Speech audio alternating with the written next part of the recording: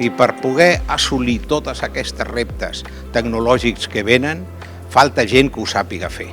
L'àrea metropolitana de Barcelona ens apoya, hem creat un observatori per veure quines són les necessitats que té l'empresa per poder fer això i traslladar-les junt amb l'administració, que ens doni l'oportunitat de liderar una altra vegada molts sectors que hem liderat.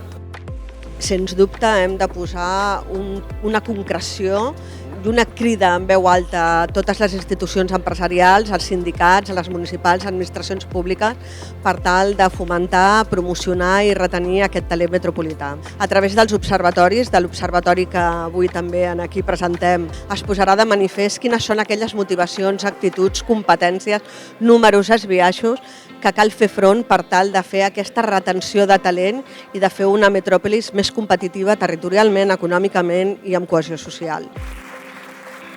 Des de la Comissió de Talent, l'objectiu principal ha sigut analitzar els reptes que tenen les empreses associades a MS Smart en quant al talent sostenible, economia verda i com afectarà a nivell de reptes de talent, sempre en clau de sostenibilitat, i a través del paper analitzem quines són les solucions, possibles solucions per a les empreses.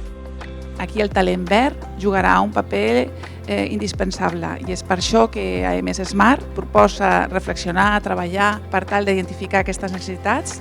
per ajudar a transformar i aprofitar al màxim les oportunitats de negoci,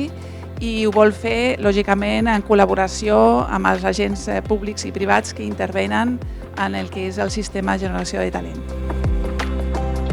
L'Observatori de la Formació Professional